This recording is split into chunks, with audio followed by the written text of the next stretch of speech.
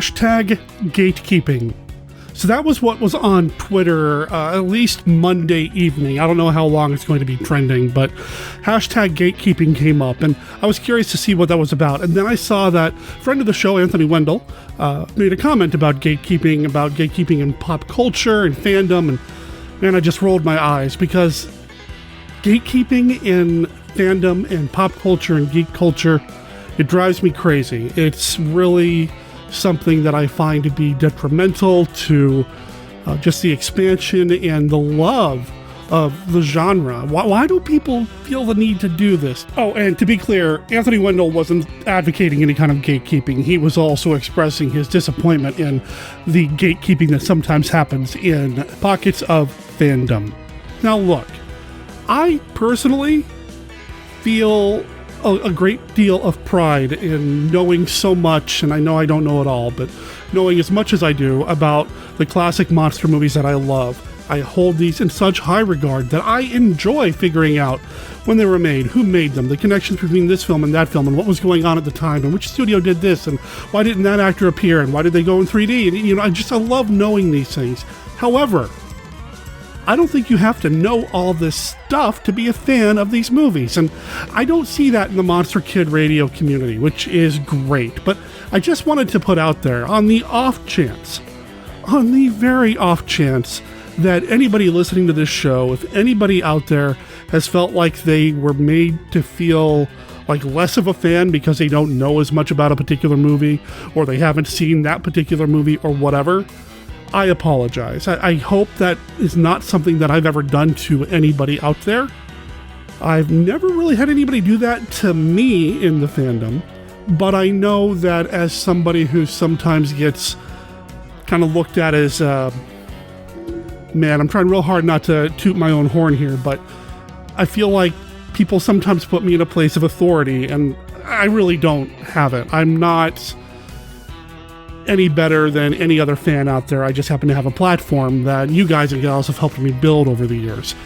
I was having a conversation the other day with somebody else, a dear friend of the show. I'm not going to name her, I'm not going to call her out, but we were talking about how sometimes there's this tendency when it comes to these niche fandoms, say like Euro horror, for example. If you don't know all this stuff about the particular director or the filmmaker, or don't agree with the consensus that's been put out there about a particular movie or the themes or what they mean, that sometimes there's a tendency to kind of write that person off. And I really hope that's not something that anybody ever gets out of Monster Kid Radio. No, nothing happened with MKR. No, nobody called me out. Nobody said that this is how I feel or whatever. Nobody, as far as I know, has been made to feel this way. But on the off chance you did feel this way because of a comment that I made here on the show, or somebody that I had come on the show, made a comment or something along those lines, I apologize. And maybe this is just me trying to fill time on episode 510 of the podcast. I don't know if that's really where it's coming from, or I'm really concerned, because sometimes I feel like, especially in this particular subgenre, a subgenre of movies that aren't being made anymore, there's a finite amount of classic and not so classic monster movies. We have to continue to grow the fandom. And you can't do that if you are making people feel like they can't be part of the fandom. So, whether you just discovered classic monster movies, whether you just discovered Boris Karloff or the Universal monster movies or the Hammer films or whatever, or if you've been with them your entire life, welcome to episode 510 of the podcast devoted to the classic and sometimes not so classic genre cinema of yesteryear. I'm your writer, host, producer, Derek M. Cook, and monster kids of all ages and all levels of experience are welcome here. The music that we've been playing underneath all of this is the song Unhappy End. It is from the Russian surf band Los Cosmos. It is a single that you can pick up at loscosmos.bandcamp.com. And yes, because it's Russian, Cosmos is spelled with a K. We'll be playing this song in its entirety at the end of the show. Big thanks to them for letting us play their music here on the show. If you want to pick up the single for yourself, you can pick up the digital track for $1. What's coming up in this episode of the show? Well, I'm getting my zombie on. It's been a long time since I've talked about zombies proper on a podcast, and I'm excited to get into the Zombies of Mora Tau. This movie, man, what a treat. It is something that I'd seen before, but to have an opportunity to talk about it with friend of the show, Tom Gurganus, it was a fun time.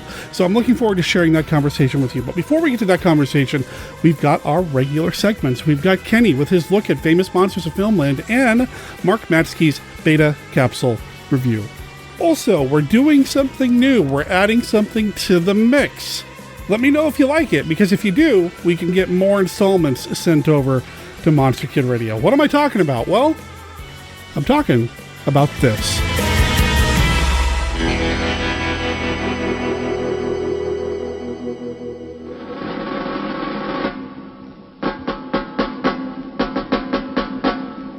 Stephen D. Sullivan and Saint Euphoria present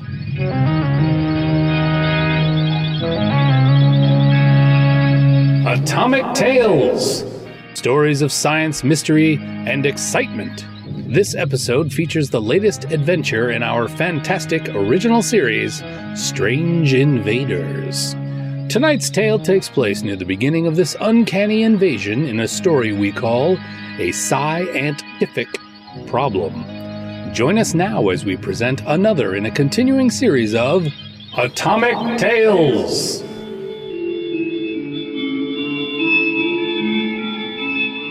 Cube Square Law be damned. I was staring down the mandibles of a 15-foot-long ant, and in no mood to argue about science. I drew my automatic and fired off a couple of shots as I ran. Naturally, that did about as much good as uncorking a pop gun at it. The ant crawled over the top of the dune, its gray-black form almost invisible under the star-filled Arizona sky. If not for the headlights of my car, which I'd left on when I parked on the side of the highway, I'd have never seen the thing coming. Last time I stopped to relieve myself in an out-of-the-way spot while on an investigation. Remembering a movie I'd seen as a kid, I aimed my next shots at the beast's antenna and managed to hit one of the vulnerable areas in between the joints. I'd say it was a lucky strike, but 3 years in the service and 5 in the Bureau had more to do with it than random chance. I may not be much of a scientist, but I do know how to shoot a gun. Disabling one antenna confused the beast, and it seemed to lose track of me for a moment. That gave me the precious time I needed to sprint for the car. The bug regained its senses and honed in once more, scenting me in the air, or seeing me with its huge compound eyes. I don't know which, and I didn't really care. The point was, it was after me again, and, training or no, I was woefully unprepared to face an ant the size of a Studebaker. No flamethrowers, no bazookas, not even a Tommy gun in my trunk. How can an ant be as big as my sedan? Professor Tarragon explained it to me once. The size of these things has to do with adaptive mutation. No, giant bugs cannot be constructed the same way as your everyday pest. Their exoskeletons just don't scale up to support their weight, nor do their other systems. You could, however, easily fashion a replica of such a monster out of steel and other modern materials. Basically, that's what the bug's biology has done. Who knows what kind of stimulus would cause such a freakish and unlikely set of mutations? Well, Professor Tarragon probably does, but that's beside the point. The point is the giant insects are here, scattered throughout the U.S., and they're built like living tanks. I just didn't expect to find one while I was taking a whiz by the side of the road in the middle of nowhere, Arizona. Damn atomic testing. Obviously, we needed to expand the parameters of our investigation and call in the Marines. I reached my car with the bug a scant 100 yards behind. I rammed the Studebaker into gear. The transmission crunched and the tires squealed as I popped the clutch. I pounded the gas pedal all the way to the floor. The sedan shot forward, down the highway, across the shoulder, right at the giant bug. The ant kept coming, hurling straight for my onrushing vehicle. I felt like I was playing a nightmare version of Chicken. They're not scared of anything, these bastards. I rammed the ant with all the speed my 6 cylinders could muster. The front of the car folded up like tinfoil, but I cut the thing's legs out from under it like a star quarterback throwing a front-page tackle. Armored or no, the ant's legs were still its weak spot. The bug crumpled, spraying acrid-smelling vital fluids into the air. Half of the monster fell atop the sedan. The thing's head cracked open from the impact, but its carcass still crushed the Studebaker's passenger side roof almost to the top of the front bench seat.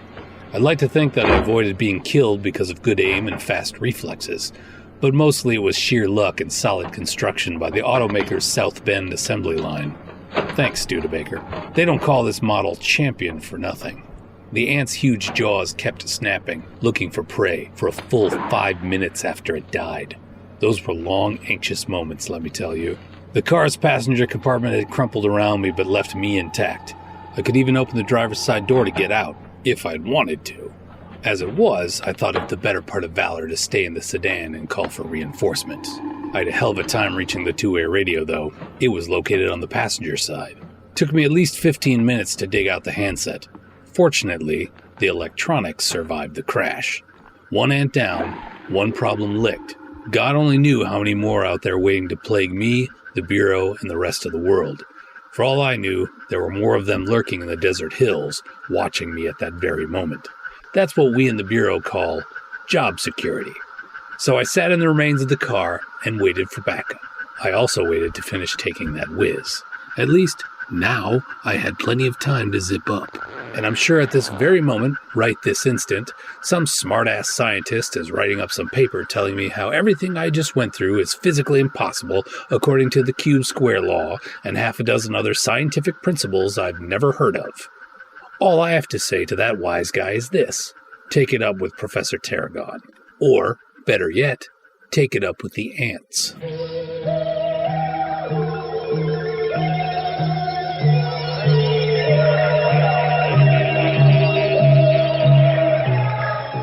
This has been an original story of Strange Invaders, part of our ongoing series of Atomic Tales, brought to you by Saint Euphoria Productions. Tonight's episode, A Scientific Problem, was written by Stephen D. Sullivan. It was produced and edited by Christopher R. Mim and read by Christopher R. Mim. Be sure to tune in next month for more Atomic Tales. Visit us at www.atomictales.com. Please support the films of Christopher R. Mim by visiting sainteuphoria.com and the work of Stephen D. Sullivan via his Patreon at paysteve.com. All elements of this episode are copyright 2020 by their creators and may not be reproduced or reused without permission. Atomic Tales and Strange Invaders are trademarks of Stephen D. Sullivan, all rights reserved.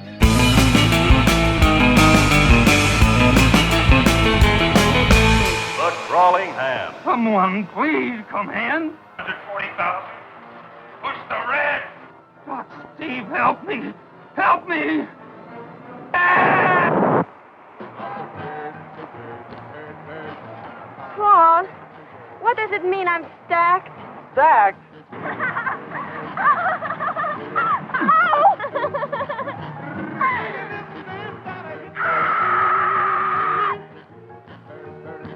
You'll experience a new dimension in motion picture thrills when you see The Crawling Hand.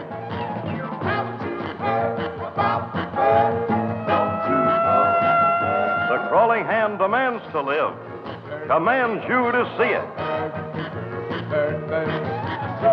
A disembodied hand holds the key to a killer more deadly than the supernatural. Come on, down here in the middle of me.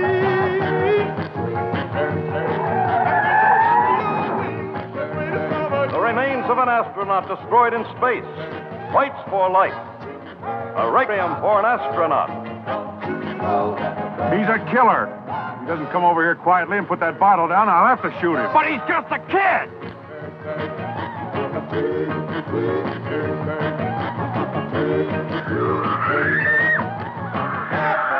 It strikes deadly, silently. It will not relent. The Crawling Hand must destroy in order to exist. It will strike you deadly. The Crawling Hand. It's a new height in fright.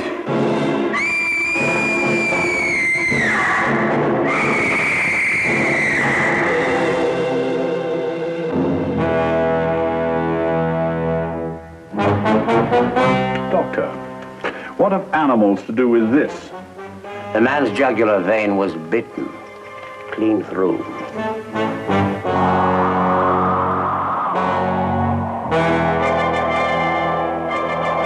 Never before such diabolic evil as the skull. I found in the morning that the skull had been removed. Who removed it? Those who use its power. Invisible beings, spirits from a strange, evil world. The moving skull spreads its shrieking terror everywhere.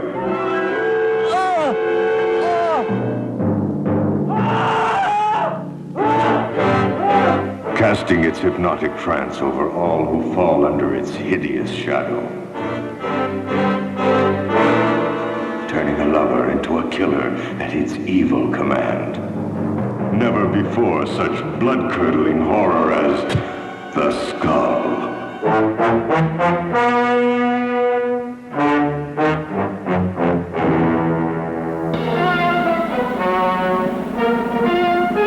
I want to give each of you the opportunity to experience the sensation of hypnosis, to cross the dark, mysterious threshold of your own unconscious mind.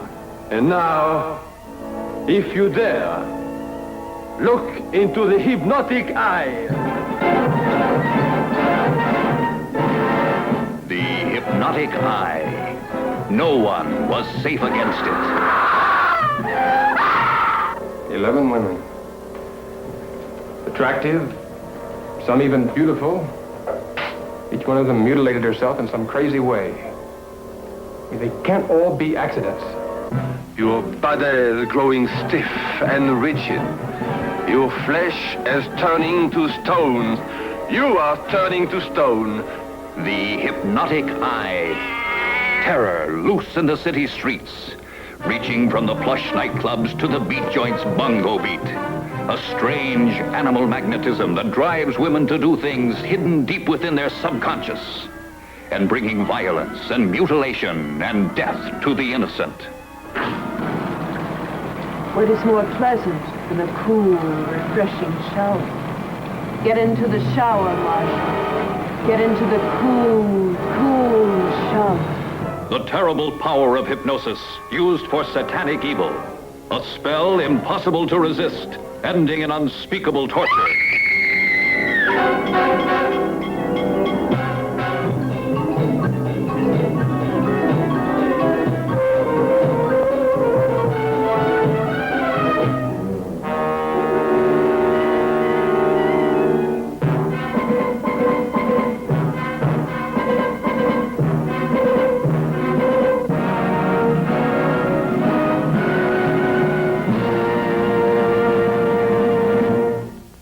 I command you to see the hypnotic eye.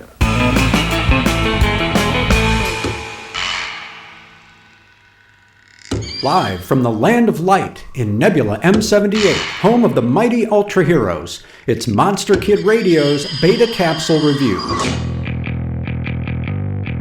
Spies, snipers, subterranean super snails. Ultra Q's 24th episode has got all those, plus the object referenced in its title, the statue of Goga.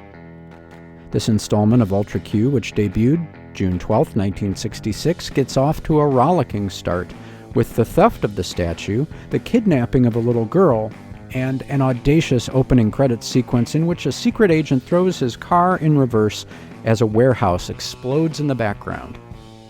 At the center of the intrigue is a woman named Aileen, who befriended the little girl on an airplane flight in order to abscond with the statue and deliver it to an evil collector named Iwakura. Daily News editor-in-chief Seki gets wind of the plot and sends Yuriko to investigate, along with Ippei and June. The smugglers don't realize that the statue harbors a deadly secret, Goga itself, a snail with a glowing shell which grows exponentially, and is, in fact, a doomsday monster mentioned in ancient prophecy.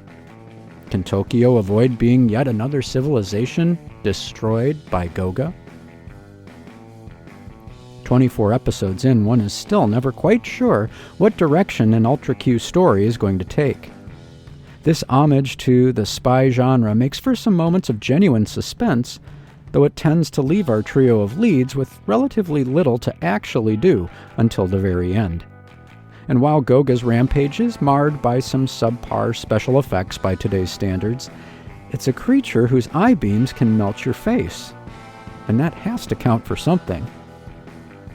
The actor who played smuggling kingpin Iwakura was Tatsuo Matsushita, who enjoyed a long career as a character actor, appearing in such diverse films as Zatoichi the Outlaw, Take Aim at the Police Van, and Toho Studios' Lake of Dracula. For Monster Kid Radio's Beta Capsule Review, this is Mark Matzke reporting.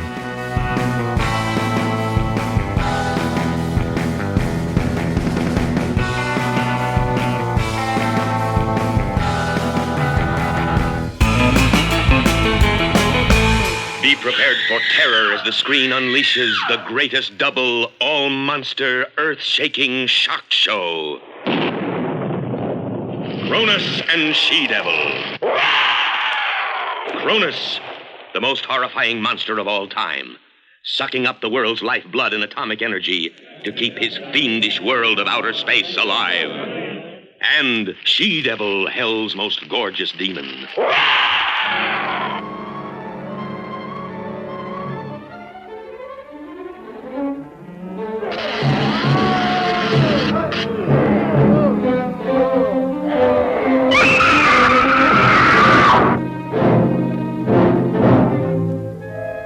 Unearthly takes you into horror beyond imagination. Starring John Carradine, a mad menace to humanity as the scientist possessed by a passion to remake people. Allison Hayes, the beauty slated to be his next victim. Now, my dear, tell me what's bothering you. I don't know, Doctor. I'm just frightened all the time. You mustn't be afraid, not of anything. I want you to have absolute confidence in me. Trust me implicitly. I have found out how now to add to the 16 existing glands a 17th. Artificially developed a new gland. What this gland does to this blonde beauty when it's electrolyted in her body. It's an experience in horror almost unbelievable. Now listen, you and Grace take the main road into town. Remember, stay in the shadows till you're clear of the house.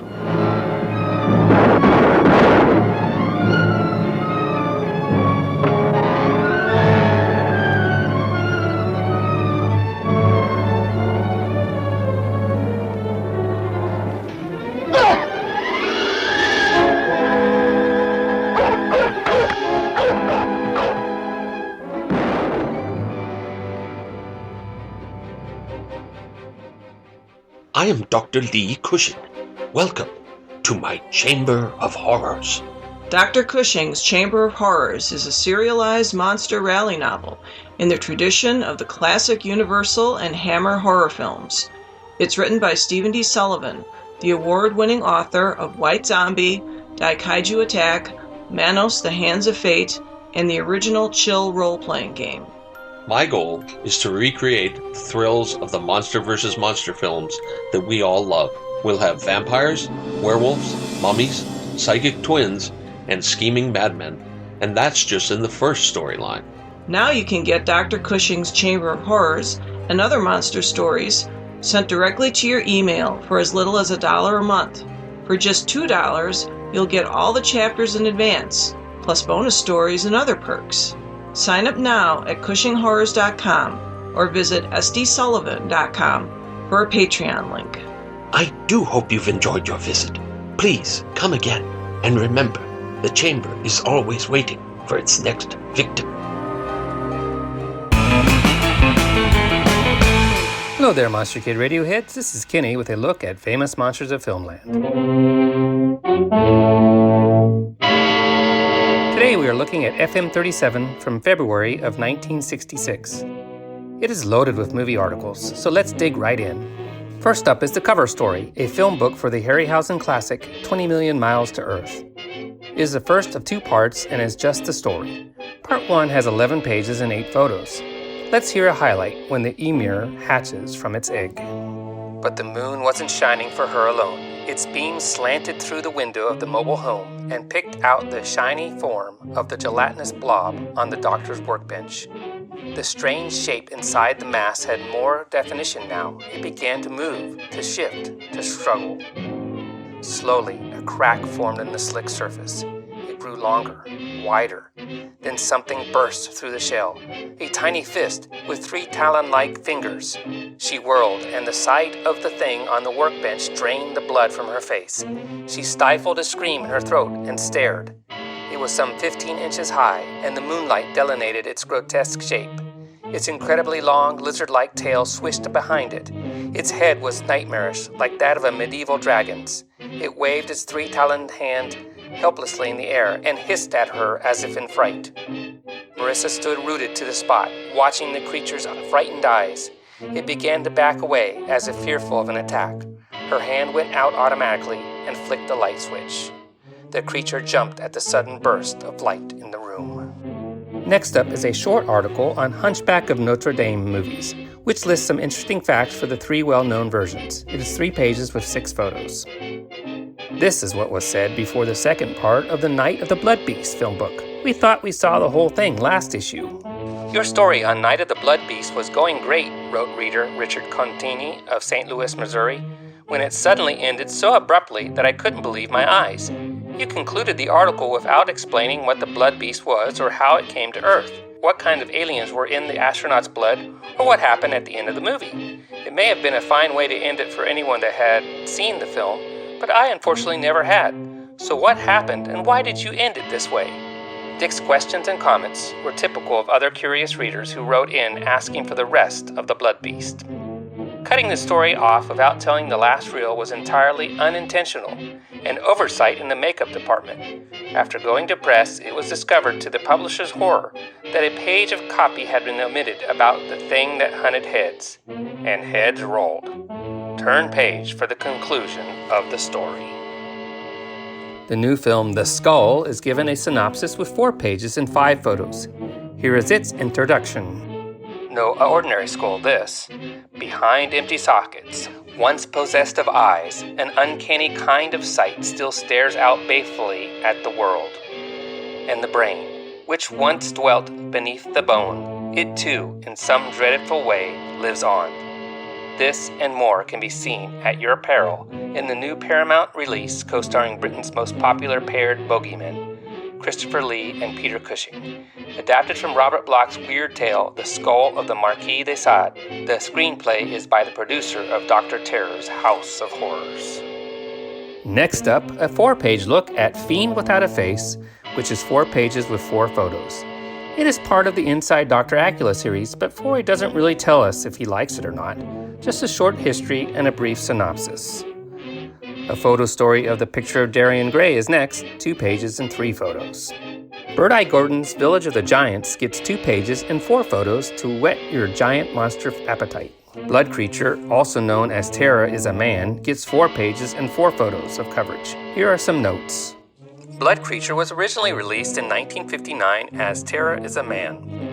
The screenplay by Harry Paul Harbour, photography by Emmanuel Rojas, and music by Aristan Alino, added to the direction of Jerry De Leon, made the film what it was, a unique experience in motion picture terror. Francis Lederer, who portrayed Dr. Gerard in the film, also appeared in the horror film The Return of Dracula. Like Christopher Lee, he is a truly international star, for he is the master of 6 languages and a motion picture actor well known in Germany, France, Portugal, and Austria. His career can be compared roughly to that of Bela Lugosi, although Francis Lederer has not been typecast as a monster actor. Born in Prague, where he was a student, he achieved overnight stardom as Romeo in Max Reinhardt's production of Romeo and Juliet.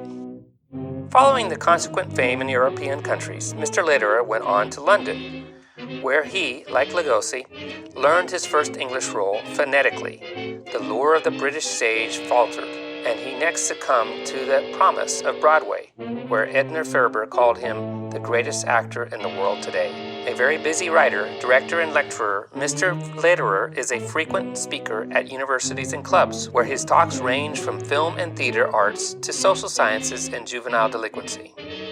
Greta Thyssen, who played the role of Frances, was Miss Denmark of 1954, which honor led her to the world of stage, screen, and television. Her other horror film was the sci-fi Journey to the Seventh Planet. Richard Durr is, believe it or not, a musical comedy star. How he was cast for a dramatic part in a horror film must be a story in itself.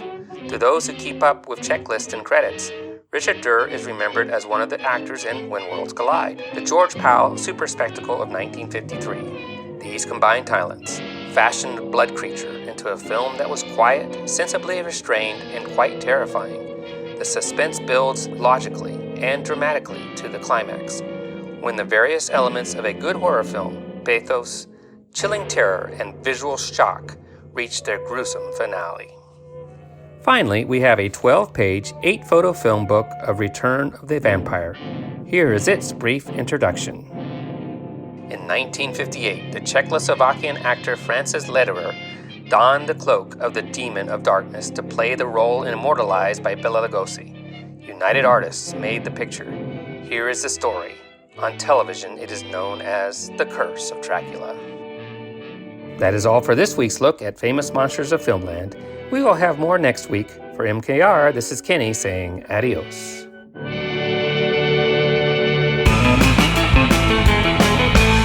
Creature with the Atom Brain, a motion picture chock full of thrills based on scientific facts described in leading national magazines. You'll be hypnotized. You'll be terrorized. You'll be paralyzed. See a dead man come from beyond the grave.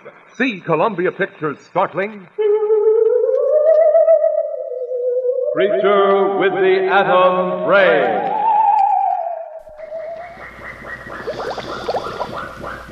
Up from the coldest and darkest regions of the sea, as old as time itself, comes the most terrifying monster the world has ever seen. The E-Creature! Slithering over the face of the earth came a monster from beyond the stars. Inhuman, indestructible. Life on this planet was doomed when it conquered the world! These will be the strangest, most terrifying motion pictures you have ever seen. You will see monsters from a nightmare. The most horrifying creatures that ever made you wake up screaming. The She-Creature! And it conquered the world!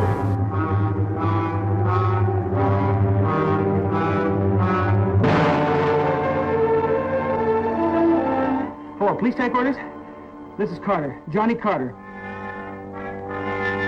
Oh, sure, they're from another planet. What a dilemma for young lovers Steve Terrell and Gloria Castillo. He thought I was kidding him. Nobody will believe the invasion of the Saucer Men. All this makes it seem natural for a beer-drinking bull to appoint himself chaperone of Lover's Lane. Hey, for Pete's sake! And a farmer with the longest shotgun you've ever seen plays the villain. What's so funny? Well, I expected to be frightened on my wedding night, but nothing like this. It's our busy night, too. We've been flooded with calls from people who say they've seen flying saucers and little green monsters. Wonder how that rumor ever got started. It's too fantastic to believe. Just think of it. Only this special unit and the President of the United States will know what happened here tonight. You mean you think we know what's happened?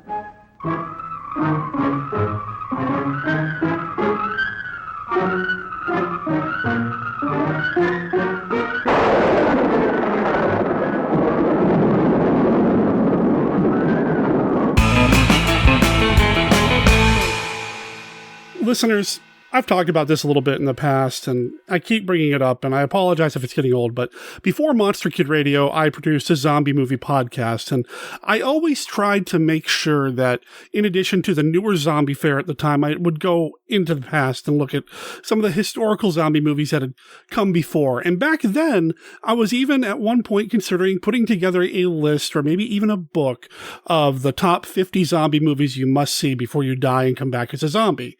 And I would have put this movie on that list. This week's movie is The Zombies of Mora Tau, and I'm talking about it with friend of the show, Tom Gurganus. How you doing, man? I'm doing fantastic, Derek. Thank you for asking, and howdy, Monster Kids. That's right. It's 2021. We haven't had you on the show proper in a little while. I know that we catch up every week in the Monster Kid Movie Club and all that, But how have things been going so far for you? So far, so good. Things are pretty normal here in North Carolina and with us. I have no complaints so far. Well, we'll try to not ruin that through this recording. Tom is the man behind Go Forth End Game over at goforthendgame.com. What's been going on with the website over there? It's been pretty quiet. The pandemic kind of knocked my gaming abilities to almost zero because I can't get together with my game groups and play anything. So been some solo gaming, been posting a few articles every now and then. I tried to record a podcast with you and Steve and had audio issues on my end, but we are going to revisit that. I have not forgotten. It's a shame, too. That was a great conversation. Oh, it was so much fun.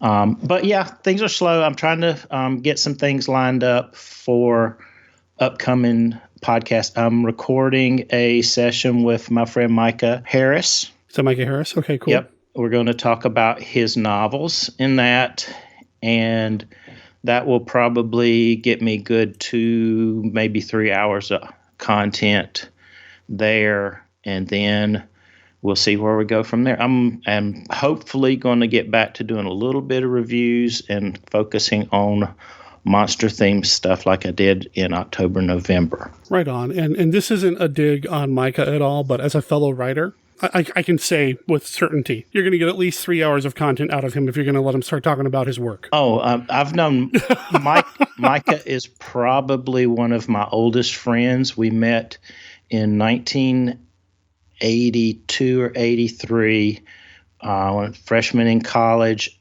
in science fiction literature class. Nice. And Micah is responsible for a lot of my taste in movies.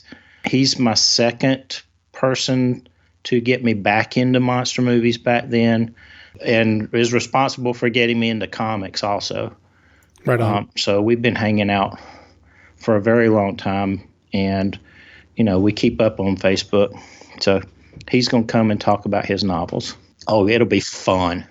When are you doing that? Like, if it's anytime soon, tell him I said hi. It's been too long since I've communicated with him. If everything goes well, we're going to talk on Saturday, because I had to schedule it for a Saturday, you know, so I'd have plenty of time to talk. Doing it on a weeknight, I would not have been able to get up the next morning because it'd have been 2 or 3 o'clock in the morning before I get to bed. But all right, well, I won't hold it against you when you don't show up to the Monster Kid Movie Club, but otherwise... Oh, I'll be there. Yeah, we're not going to be talking until the evening, so...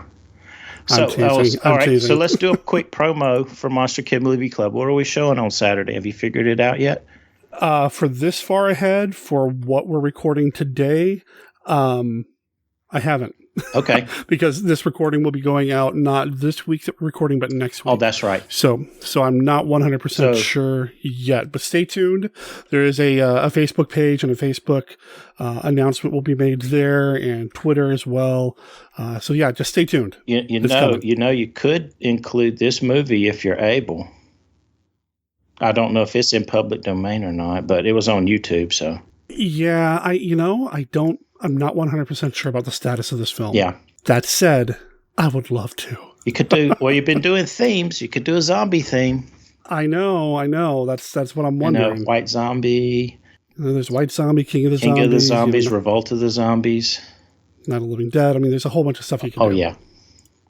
So I'm thinking about it. Okay. I don't know about getting too entrenched in zombie stuff again. Yeah. After having, but...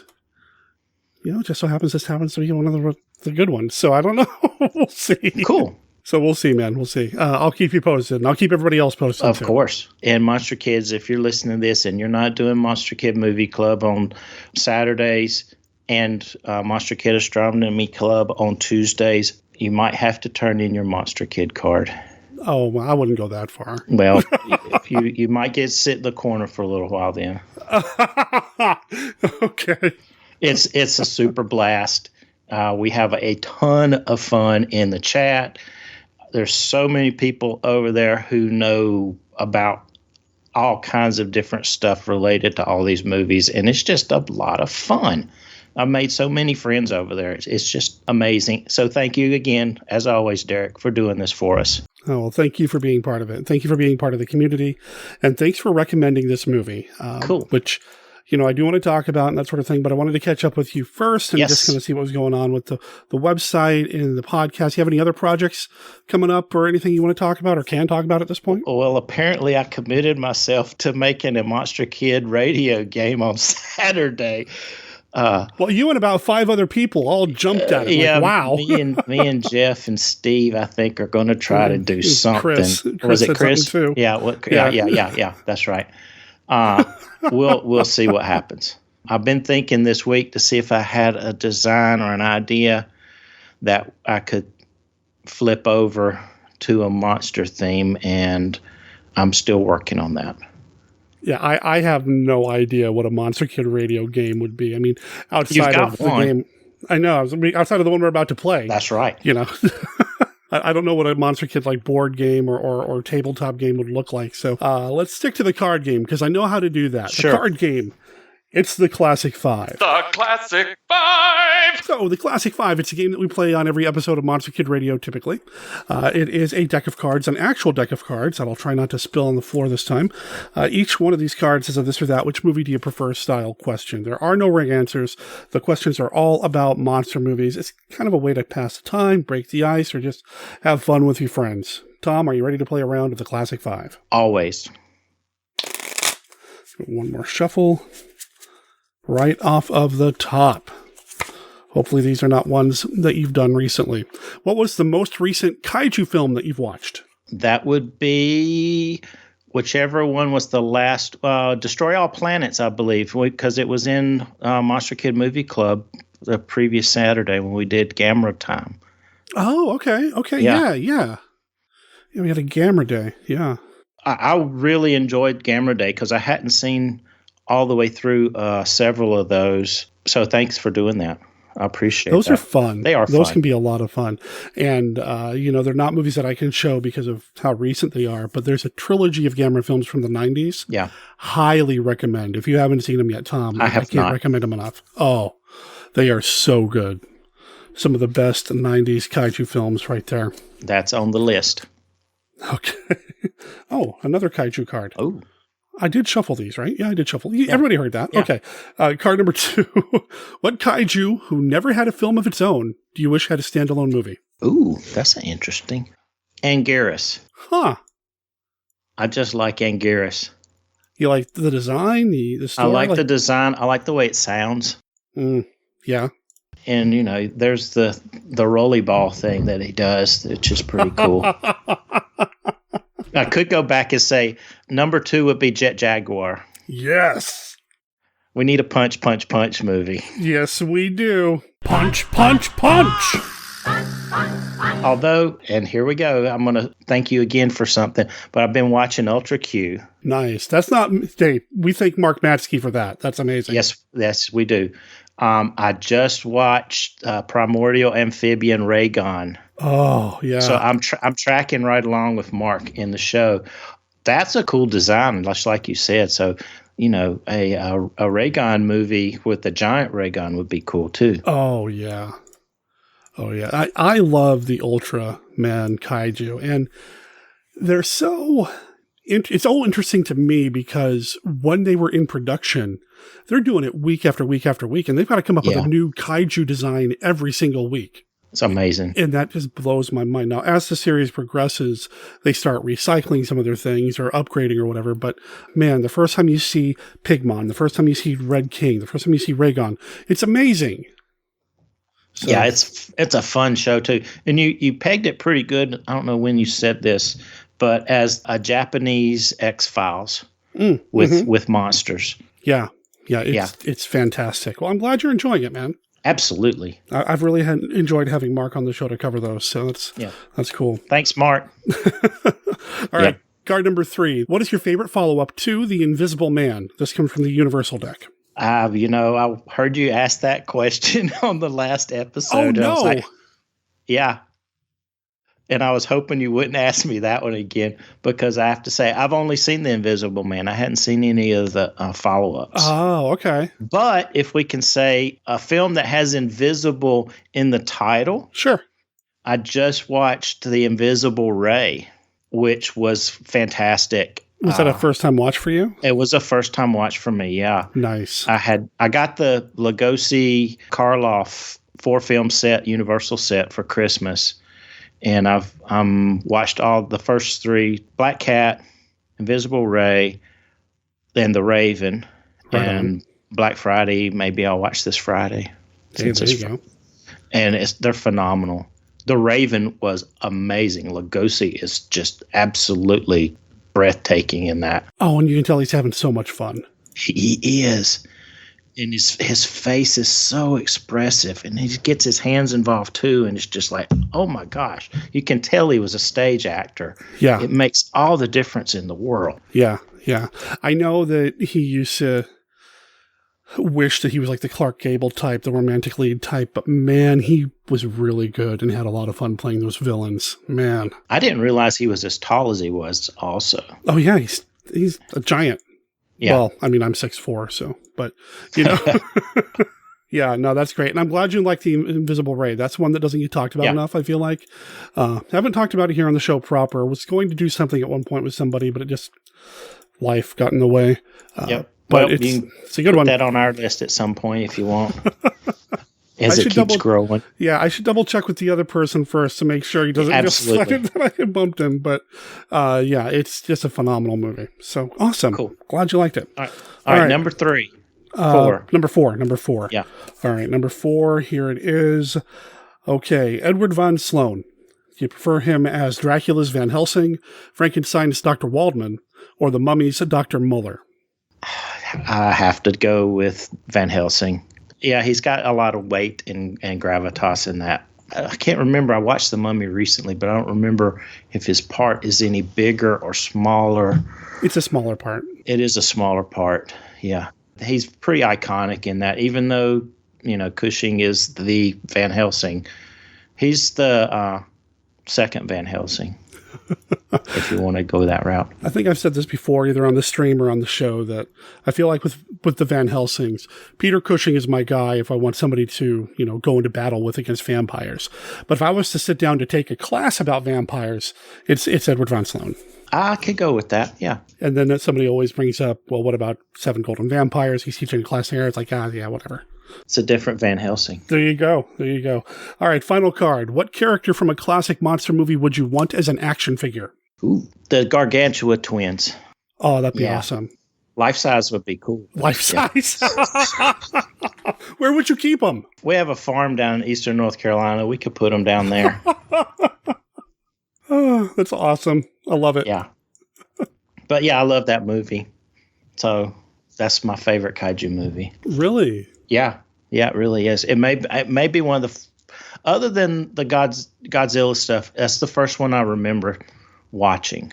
Was War of the Gargantuas. And I really want to see Frankenstein Conquers the World because I still haven't seen that yet. Oh, wow. And they really need to make a really nice Blu-ray double feature of those 2 movies. Yeah, I can't remember who put them out as a double feature before, but I think it's out of print at this point. Yeah. And it was a DVD release. I know that Frankenstein Conquers the World was released on Blu-ray in Japan. And somebody sent it to me when it first came out. It was a couple of years ago. Somebody ordered it and had it sent to me. But guess what it doesn't have? English subtitles or language at all. It looks amazing. You need a friend like I had in college who would translate for you. That's how I first saw my first viewing of My Neighbor Totoro was the Japanese version with someone translating for us. That's amazing. It was pretty amazing. Yeah, I keep telling myself that I'm going to sign up for is it Duolingo or something like that to teach myself, because I need to learn Japanese so I can watch the kaiju films, and I need to learn Spanish so I can watch the rest of the luchador movies that haven't been translated or dubbed. So yeah. So because those are the important goals to have in life. Why do you want to learn another language? Well, because I want to watch more movies. Yeah, right. You were not going to put that on your resume, on your CV. Why? When they asked you, so why did you learn Japanese? Well, I needed to be more international and blah, blah, blah. I wanted to watch Godzilla in the original language. There you go. If you're lucky, though, you would get a monster kid that was interviewing you, and that would be an immediate "you're hired." It didn't end up in an immediate "you're hired," but I did have an interview last year with somebody. Man, I forget what it was for. It was like some sales job, and I think the guy knew that my heart wasn't really in the idea of doing another sales job. But in the interview, one of the questions he asked was, "Where would you like to travel to? If you could travel somewhere, anywhere, where would you go?" And I said, "Japan." He said, "Really? Why Japan?" And I told him because I love Godzilla and Ultraman. And it turned into like a 20-minute conversation about how cool Ultraman is and all the Ultraman stuff in Japan, because apparently he had been there. And I have a feeling if I had gotten the job there, he and I wouldn't get a lot of work done. It was that kind of vibe, It'd be flying back and forth to Japan every other week. Oh, man, now I wish I did get the job, dude.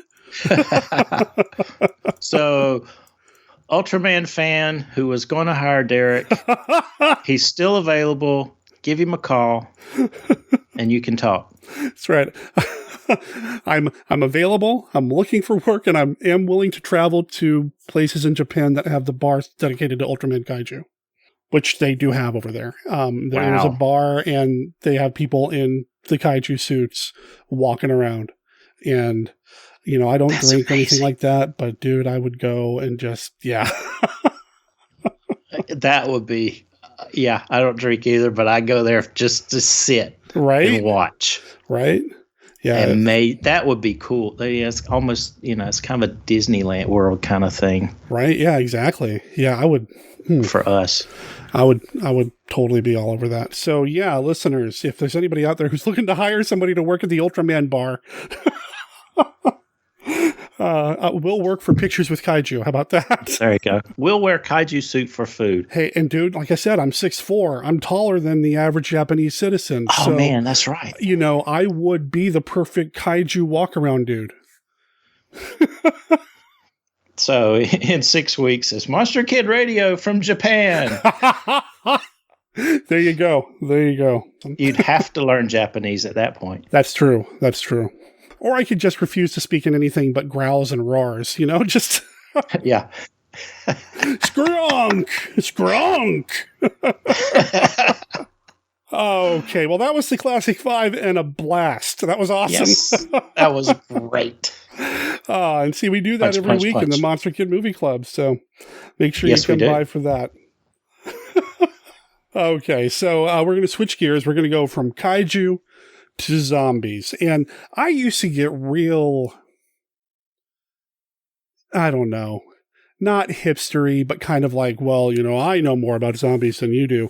Whenever I'd come across a thread or a post online about how Night of the Living Dead started everything, and Night of the Living Dead was the first zombie movie and all that. And while I do love that movie and mad respect for George Romero, and I'm still a Romero fan, even though I don't do zombie stuff much anymore these days, Romero's my guy, and I will watch his movies anytime. Zombie movies have been around since 1932. White Zombie was the first zombie film. It takes just a few minutes for the word zombie to be mentioned on screen. Zombies, in particular, to be specific, is mentioned on screen. And there have been a number of zombie movies that took place before Night of the Living Dead hit the screens. Night of the Living Dead did change things. It was kind of like a paradigm shift. I still firmly believe that movie, Psycho, started the shift. Night of the Living Dead, Texas Chainsaw Massacre, those movies really kind of spun American horror cinema in a different direction. But there are still zombie movies before any of this, and this is one of the good ones. I was very surprised to enjoy it as much as I did this time around, even though I'd seen it repeatedly over and over and over again. Yeah, I watched it the first time sometime last year, just ran across it on YouTube and watched it and was like, that was pretty good. And I think I watched it again later on. And then, I mentioned this would be a cool one for us to do. And I watched it 3 times in the last week or so. Wow. Did it hold up every time? It actually, it gets better when you watch it. Wow. you can look for stuff, as you do when on repeated watch. You can look for things or pay attention to different things as you're watching. The first time, you're looking at the story and, how cool things look and just kind of a general overview. And then you can think about it and say, oh, that part was pretty cool. And when you watch it the next time, you pay more attention to that part. Yeah, so that's what I kind of did when I watched it again, particularly this weekend. I watched it twice this weekend. Right on. So, yeah. It's a fun movie. It really is, and it's short. It's like 70 minutes, so it's not a huge investment of time. And it's very well paced and directed. I feel like Edward L. Cahn is somebody who doesn't get enough attention or appreciation, I suppose, as a director when it comes to these movies, because he did a handful of monster movies in addition to a bunch of other things. I was surprised. He did a bunch of genre stuff. Some really good ones too. I mean, he did It. The Terror from Beyond Space, The Four Skulls of Jonathan Drake, which is a really cool movie. Yep. Invisible Invaders, which is great, and a few other ones that are not as good as those three, but are still solid classics. Mm-hmm. I mean, Invasion of the Saucer Men, Voodoo Woman, She Creature, some other movies that he did that I think a lot of monster kids should know or do know. I'm not going to say should. I'm not going to tell you how to be a fan, but these are movies that I think you'd appreciate if you've not seen them as monster kids.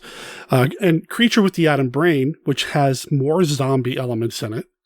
That's one I had not seen yet. I'd seen most of the rest of them. I really like Creature with the Atom Brain, but I think part of the reason why I like that one so much is because it's got Richard Denning. Richard Denning, yeah. And that's my guy. Richard Denning is amazing. I really enjoy him. Hagar was your guy. Well, he's up there too, as is Nick Adams. As is, and Richard Carlson. Yeah, well, Richard Carlson, come on. Yeah.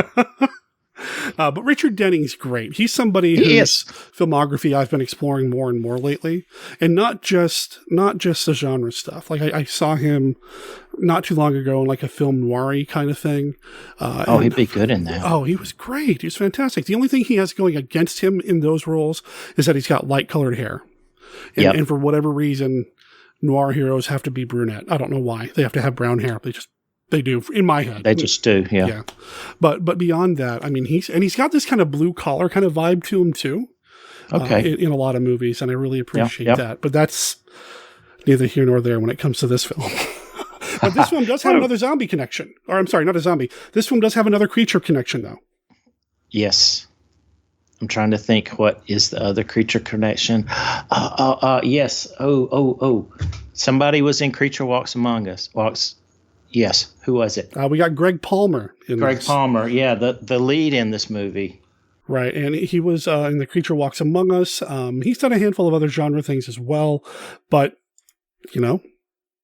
there's your creature connection. That goes back to my whole, every movie can be connected to the creature in like 5 steps or less. Yep, 7 Degrees of the Gill Man. That's right. I don't know if we mentioned it on camera or on, anyways.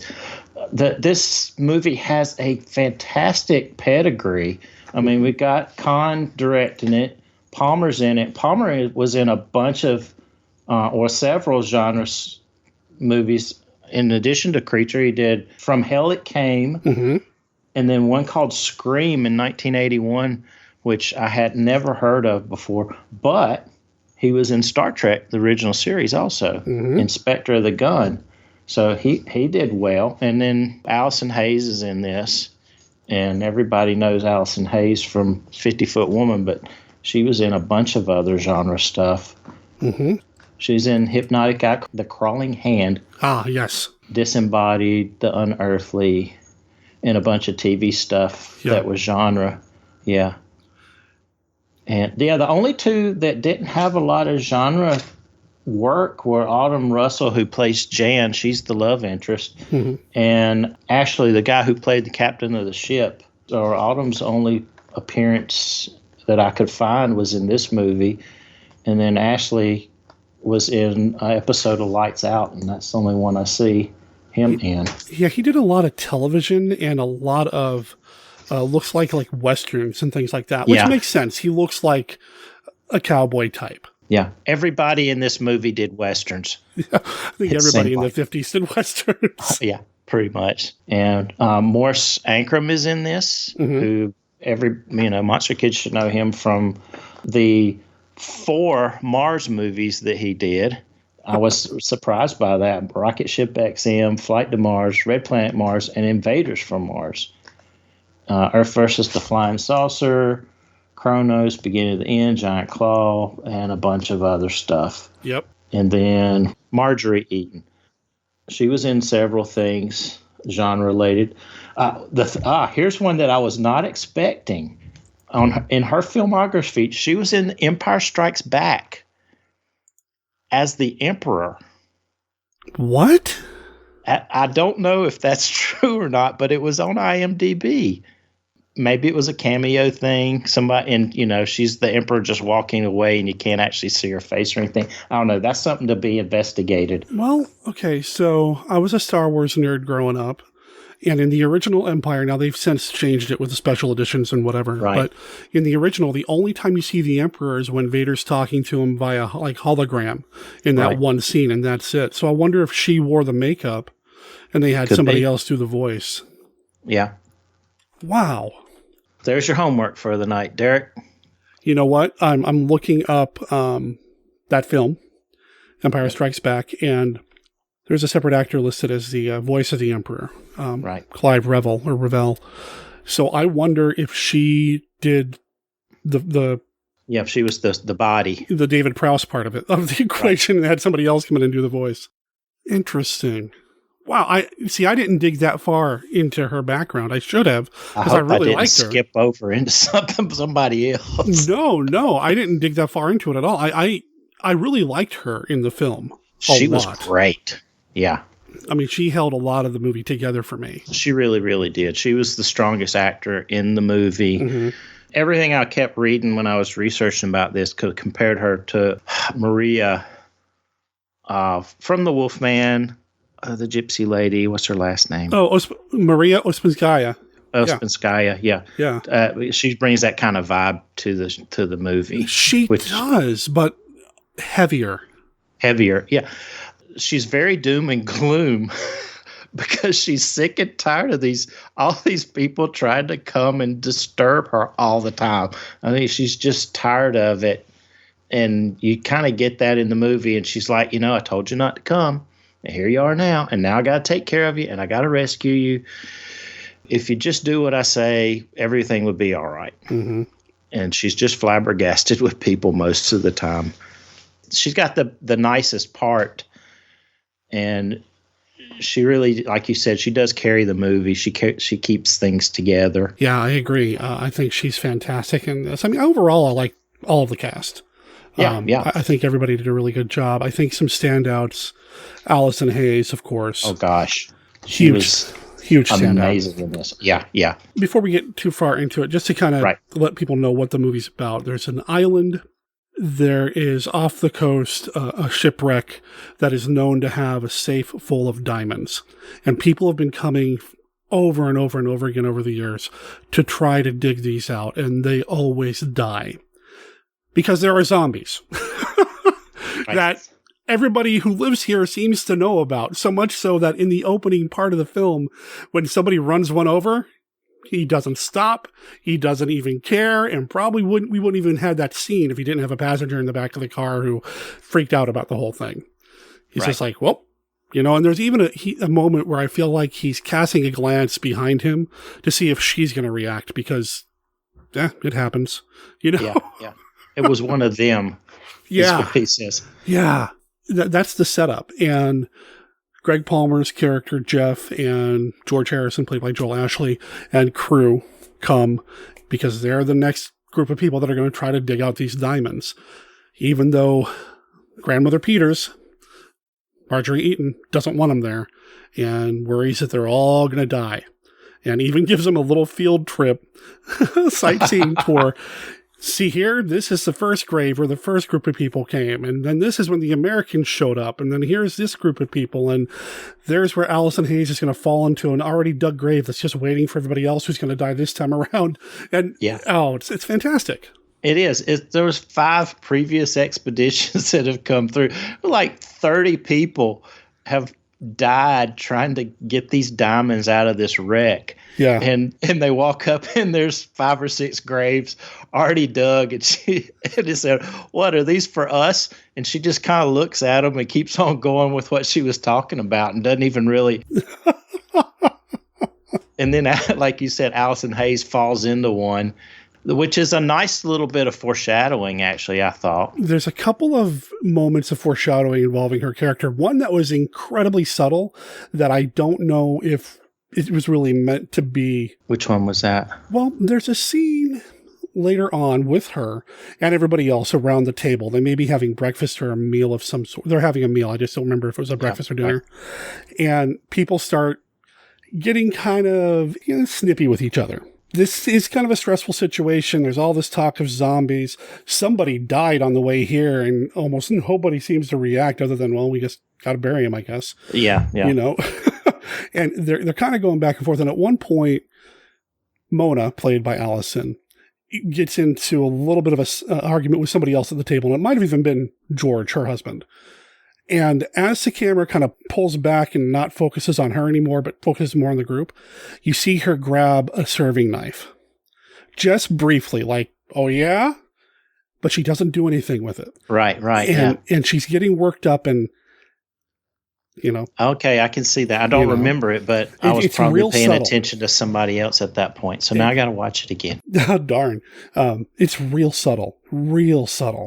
Right. And just happens real quick. And, you know, it's almost as if they were cutting around it or they didn't mean to show it, but they do. She's really kind of getting into the role and into the argument and the anger, and she grabs that knife and then moving on to the next part of the argument or discussion. Really interesting. Yeah. That's one thing that comes out in this movie is that none of the characters in this movie, well, not none of them, but most of the characters in this movie really don't like each other very much. They're kind of shoved together and are doing this job because they're greedy.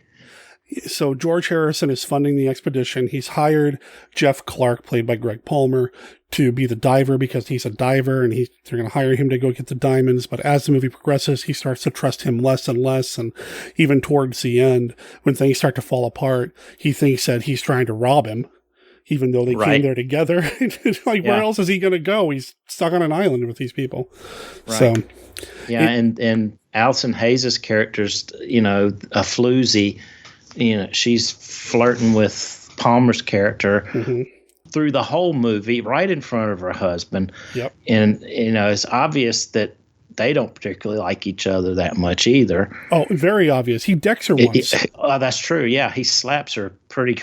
Here's the only language that you seem to understand, or something like that, I think's what he said. It's pretty brutal. And yeah, it's kind of the last time we see her. Well, we already gave a spoiler warning. It's the last time we see her alive. Right. Yeah. Is her receiving some abuse at the hands of her husband, because she goes running off after that. And then, I guess Morris Ancrum's character's pretty agreeable because he's not there to necessarily get the diamonds. In fact, he doesn't even get a share of the diamonds. That was brought out at the beginning. He's there writing a book about the wreck and all the expeditions that have come before. He's a writer, a researcher kind of person. Which I found interesting. If you look at the history of zombie cinema, if you go back and you look to see where zombies kind of entered into the Western pop culture and American pop culture, it was because somebody went on an expedition like this and wrote a book called Magic Island by William Seabrook. It's called The Magic Island. It was released in 1929. And in this book, in addition to other things, he talks about his experiences with Haitian voodoo and witchcraft rituals and things like that. And William Seabrook is one of these adventurer types that would go out into the world and release these books detailing his adventures. He didn't just write The Magic Island, he wrote a number of them. But this is where he talks about zombies and how somebody made a zombie. And supposedly that information is what would go on to inspire a stage play, and then also would go on to inspire things like White Zombie. Okay. So I found it really interesting that we have a character kind of like that. Somebody, not necessarily that he's exploring zombies for his book, but, you know, he's a guy who goes out on expeditions and writes about what he finds. And I found that really interesting as well. That's pretty neat. Yeah, that's a neat archetype that could be explored more. You don't really see a lot of that these days because everything's on the internet, and you probably have people going out making YouTube videos instead of writing a book, that sort of thing. Well, but yeah. I found it interesting though, really neat. Cool. Yeah, I didn't know that. Thanks for that information. Cool. Yep. And then we've got Jan. We've mentioned her before. She's the girl in the back of the car when the zombie gets run over by the chauffeur butler guy, and she freaks out, and he's like, just talk to your grandmother. And they get he gets there, and they get out of the car, and grandmother's waiting, or great grandmother actually is waiting there. And he says, she's like, oh, we ran over a guy. And he's like, oh no, it was one of them, with the seaweed. And she's like, just forget about it, Jan. Don't worry about it. Just forget about it. And Jan's freaking out. And Grandma's like, look, just calm down. It'll be all right. Don't worry about it. So we know something's going on. Pretty soon, not too long after that, we get to see one of the other zombies pops up. And which I thought was a pretty cool scene. Jan's looking out the window. Grandma's standing down at the dock. And here comes this guy out of the woods, walks right past Grandma and walks right down into the water. And just, he's gone. And Jan runs downstairs and says, well, what in the world? And Grandma's like, oh, don't worry about it. Everything will be okay.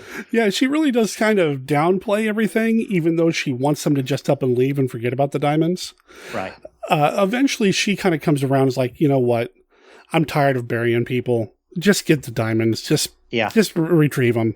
I'm over it. I'm tired of this, We've come to find out that one of the zombies is her husband, who is the captain of the ship.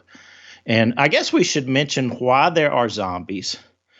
There are zombies because these diamonds were a treasure supposedly in a temple, and the sailors of the Susan B., that's the wreck, stole them and were cursed for stealing the diamonds from the temple. So now you've got, 10 or 12 zombie sailors walking around the island and under the water and all around for 50 or so years, I think it's been. It's been a while. Something like that, yeah. It predates the Americans showing up, so for sure. Well, the first date that she came to was 1908 or 1906 with the first expedition. So it would have had to happen, the wreck would have been not too long before that probably. And then they're currently at, in the 40s maybe, I'm guessing. I don't know if they ever really say. This movie came out in the they 57, don't. So, it could have been a contemporary film at the time or older. Right. I'm not really sure. But there were, 5 previous expeditions made up of 2 British expeditions, Portuguese expedition, one or 2 American expeditions, and all of them were killed by zombies. Yeah. And are buried there in her backyard. Well, they're either buried in the backyard or they've got some zombies hanging out in a mausoleum too, which... Right. Oh, that's right, yeah. Why she didn't lock the door on that thing, I don't know. Seems like that would... fix a lot of the problems, but there's a couple of things that you're like, one of the big things that they press in this movie, because it's like you said, the pacing is quick. We get to the zombies right off. You get the guy who gets run over, and then there's the dude who walks down into the water, and then pretty soon later on after that, I think we get a glimpse of a couple of them on the ship. One of them kills one of the sailors on the ship. And then you get Jan and Jeff going to investigate, this guy that got run over, because Jan she won't let it go. And so they go, and a zombie kidnaps her and takes her to the mausoleum, where apparently that's where the zombies are hanging out now. I didn't catch why. Yeah, I don't. Yeah. But it's a graveyard. It's spooky. Talk about spooky. That mausoleum, it seems kind of boring when you first go in there. There's nothing on the walls. It's just a handful of, caskets set up. But when the zombies all start to rise, it's almost as if they're doing it all in sync, and it is creepy. It is creepy. There's some creepy stuff like that with the zombies, that particular scene, and then when they start coming up out of the water later on, and they're just marching up out of the water. That's a creepy scene too. Yeah. Oh man, there's a lot of underwater zombies in this. Yes. And actually underwater. I'm sure some of the scenes were not underwater, were just kind of simulated, but you do see some scenes where there's a guy in a diving suit who's got air coming out of the top of his helmet, so you know he's really there. It appears that he is, or else they did some really nice animated in some bubbles afterwards or something. Exactly. And that's one of the things that actually caught me the first time I watched this, is the underwater scenes I thought were very well handled. And the zombies walking around underwater is super creepy. Very much so. Yeah. We've talked all the way through most of the plot. Yeah. We get to those scenes where they're finally diving for the diamonds, and the zombies, Jeff goes down, he finds out where they are, where the safe is. The zombies attack him and almost kill him. They get him up and shoot the zombies off of him, or knock them off anyways, and get him back to the house. Then there's some drama between Jan and Mona. Jeff, of course, recovers. Because, he's the heartthrob. He's got to recover. He's the lead. Sure. It would have been cool if he'd have died. That would have really thrown the movie. It'd have been like, yeah. Well, I mean, it'd have been a cool twist. You wouldn't have gotten That's true. at this time. That's but, true. I could see if you wanted to remake that today, you want to throw a big twist in there, kill off your main your lead actor guy. Then what are you going to do? Jan's left with like, well, gee, I was falling in love with him. Now he's dead. You had to throw him in one of those empty graves out there now. Right. Things start to come to a head, though. They finally listen to Grandma when Grandma's been saying, fire's the only thing that keeps them away. And she's, got a house full of candles, and she's got torches in the house apparently too, because she comes in at one time when one of them's in the bedroom and chases him out with a torch. She's prepared for them. She's got her prepper stuff going on. But they go back to the ship. They go down and they take torches with them this time because, they got to cut the safe open apparently. Right. And they get the diamonds. They do. And all of the zombies in creation follow them, which I thought was a very well handled scene, with the zombies, coming over the side of the ship and stalking them around. There were some creepy moments in that one too. So first of all, to go back to the torches and all that, another great precursor to Night of the Living Dead. Yep. When they're waving the torches around, I couldn't help but think about Ben swinging the torch, to make the zombies go away. And I'm not saying it was intentional or Romero saw that and thought, hey, let's do that. I just thought it was a neat little precursor. Yeah. Yeah, you're right. So that was kind of neat. But yeah, the siege of the zombies on the boat. So you have the zombies attacking when they're underwater. You have the zombies coming up with them when they're pulled back up. You got the zombies coming on board. You've got people freaking out, jumping off the side of the boat, and they're dead. As soon as they do that, they're doomed. You got people holding up in a cabin on the ship to try to stay away from everything. You got people. It's a siege movie at that point, and it's, again, Night of the Living Dead. It's a siege movie. You've got the zombies banging on the door outside trying to get in, and it is terrifying and intense, and wow, I loved it. Yeah, intense is a good word for it. The torches have all gone out. There's 4 of them or 5 of them left trapped in the cabin. The captain guys got injured when he was by the zombies when he was underwater, and he can't half walk now. Right. And Morris Ancram's character, Dr. Eggert's not helping any at all, really. And Jeff's like, I'm gonna take the diamonds and jump in the boat, the little boat, and go to shore, and the zombies will all follow me because they want the diamonds. And the captain guy's like, you're not stealing the diamonds. And they get in a little fight. Jeff decks him and runs out. Yeah. Jumps in the boat, and the zombies do follow him. And everybody else was like, no, we're not going to let him steal the diamonds. So they jump in the other boat and follow everybody in. One thing that happened or before all of this is, you mentioned, Mona gets slapped around and then she leaves. Well, you know what's going to happen to Mona when she leaves the compound.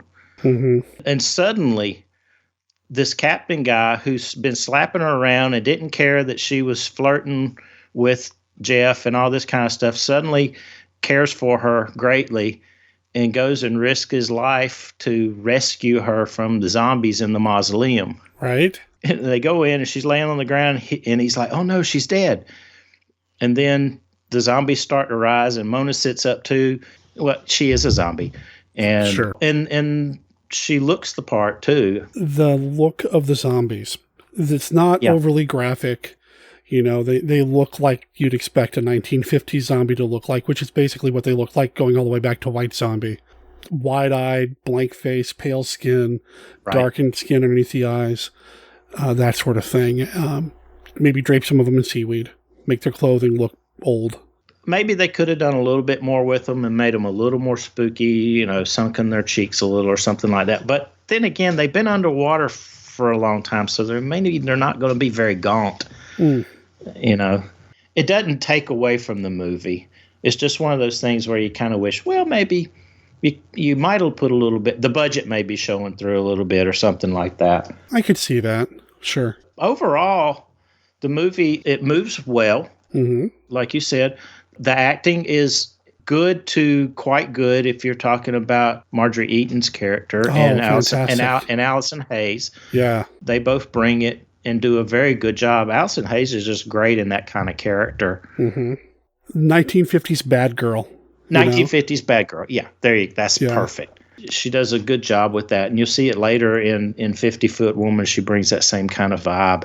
And, you know, Greg Palmer's adequate as the hero guy. Sure. Although he's not really a hero. I mean, through the whole movie, this guy just wants to get the money and go. And yeah, he's going to take Jan with him, but it isn't until the end until he kind of has a change of heart and becomes a good guy. That's one thing about the movie. At least the people in the expedition are not very nice people. Yeah. You know, they're greedy, kind of mean to each other. They're fighting the whole movie all the way through for the most part. I mean, the only Dr. Eggert's not. He's just kind of there for the ride. And you get the feeling every once in a while he's kind of regretting having thrown in with them. Well, there's one point in the middle of the film where he does say, I'm done. I'm not going to do this. And then he's like, well, what if I change your percentage?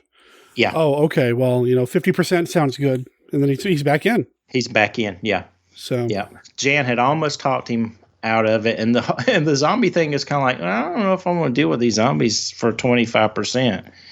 Yeah, but it's a fun movie, and I hadn't really seen that until you brought them out. A lot of foreshadowing to Night of the Living Dead. Not that Romero watched this and took it, but now us looking backwards, we can appreciate those little touches. Right. In a different light, yeah. Romero may have seen it. And even if he did, so what? I mean, he was... Exactly. All artists kind of take inspiration from everything they're exposed to, whether they mean to or not. So we're not implying or saying anything. They're just, if he saw it, great. If he didn't see it, well, we get to see it now. We get to see the connections. And I think there's a lot of things happening in this movie that serve as a precursor to what would become that second stage of zombie cinema evolution with being afraid of fire and that sort of thing. And even just the way they rise from the grave, you see that. You see zombies underwater, which we would see done later in other incredible movies. I was going to mention Shockwaves. Yep, there you go. One of the greatest zombie movies ever created. There you go. Oh, God, I love Shockwaves so much. Right? Yep. So if you ever want to talk about Shockwaves, give me a ring. Yeah. So we're talking here. I'm gonna throw this out to you and see what you think about this. So we're talking about this movie being an inspiration, intentional or not, to other movies. So what's this movie about? This movie has a central idea that there are sailors who have been turned into zombies by a curse after stealing treasure from a temple. Does that remind you of anything? We're going to make another Disney connection here? Absolutely. I can see a lot of Pirates of the Caribbean. And it gets even better. You also have a wife who is pining for her husband who has been turned into an undead and wishing for a way for him to end his torment. That carries into the later Pirates movies after Black Pearl, doesn't it? With Orlando Bloom and Keira Knightley. Oh, wow.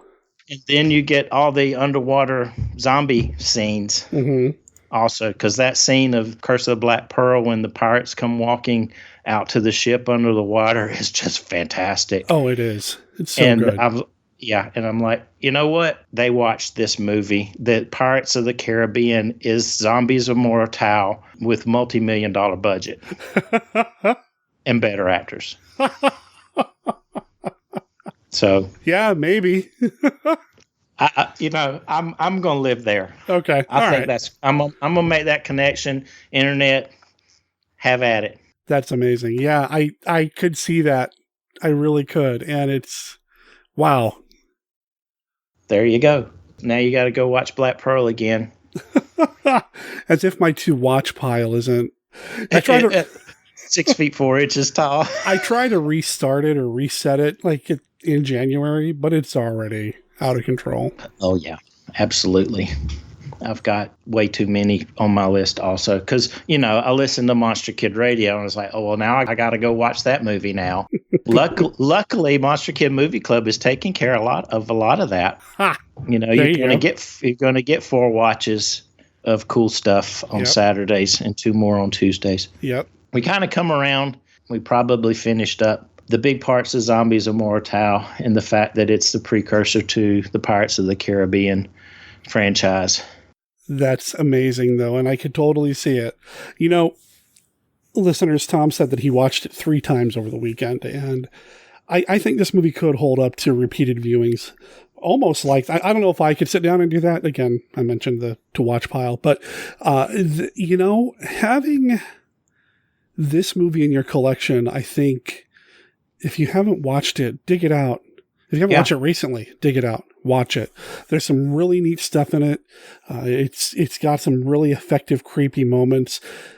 Allison Hayes is amazing. Yeah, Marjorie really Eamon is amazing. There's some really interesting cinematography going on here with the zombies and how they're portrayed. Everything in that mausoleum. I mean, that's cool. There's some good day for night photography. In it also.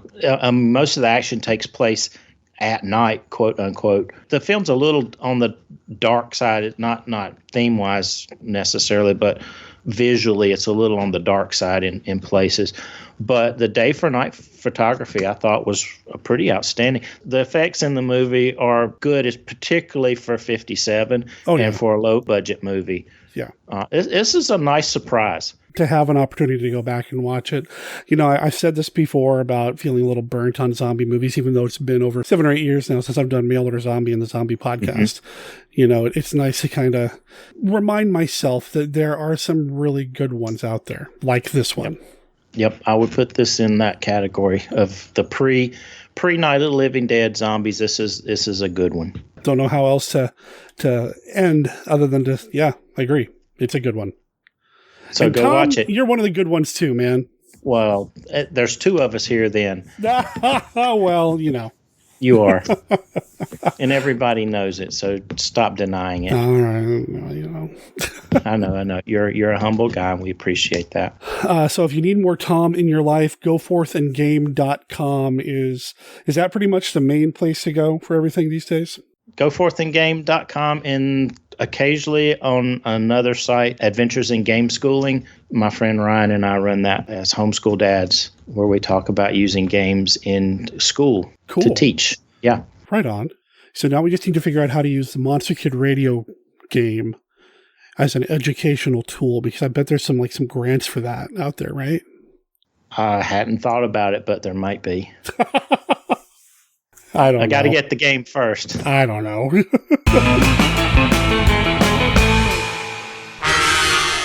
Frankenstein, born again to rule in terror. Frankenstein, unleashed to conquer all, defying the force of armies, the might of navies, and the fury of jets. Frankenstein conquers the world. See Frankenstein Conquers the World, starring Nick Adams, and Frankenstein, a 100-foot monster bigger than the giant screen, in Colorscope from American International Pictures. Deep, deeper, deepest, from beneath the living, from beyond the dead, to the depths of hell's ocean. Shockwaves. Something unspeakable has risen. Shockwaves from Joseph Brenner, rated PG. Starring the Masters of Shock, Peter Cushing and John Carradine. Plunging you deep, deeper, deepest into Shockwaves. The deep end of horror.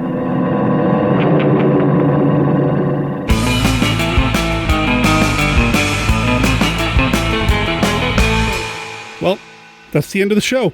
We're done. We've reached the end of this particular episode. But before I let you go, I'd like to remind you that you can find out everything you need to know about Monster Kid Radio over at our website at monsterkidradio.net. From here, you'll find links to our Facebook page, our Twitter page, our Facebook group. You'll find links to everything that we've talked about here on the show, a link to the band whose music we're playing this week.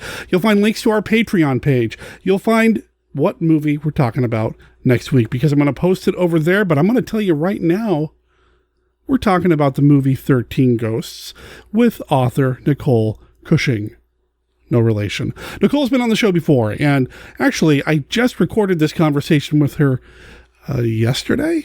Yeah, yesterday. So it's hot, fresh off the digital audio press or whatever.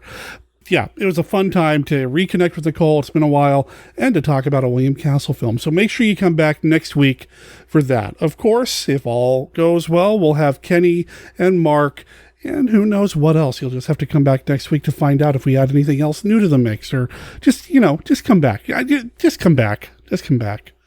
Before then, though, Saturday, the Monster Kid Movie Club. We are doing nothing but movies in which the monsters face the military. It's monsters versus the military at the Monster Kid Movie Club starting at 11 a.m. Pacific on our Twitch channel. So look up Monster Kid Radio on Twitch, or like I said, monsterkidmovie.club.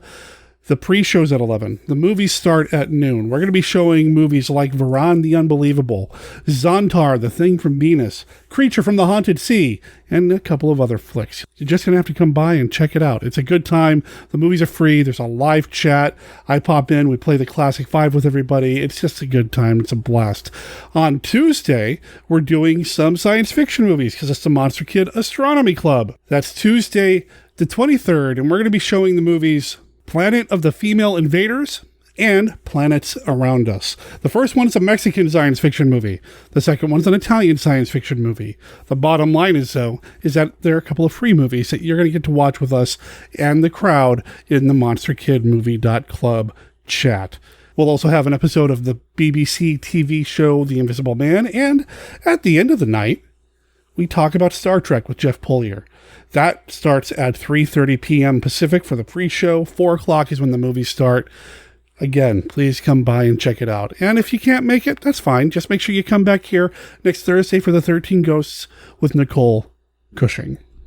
Until then, remember, Monster Kid Radio is a registered service mark of Monster Kid Radio LLC. All original content of Monster Kid Radio by Monster Kid Radio LLC is licensed under a Creative Commons Attribution, Non-Commercial, No Derivatives 3.0 unported license, except for the song Unhappy End. That is copyright 2020 Los Cosmos. And again, you can find them at loscosmos.bandcamp.com. Check out their single Unhappy End. Buy it for yourself for $1 and let them know that you heard about them here on Monster Kid Radio. My name is Derek M. Cook. I'll talk to everybody next week. Ciao.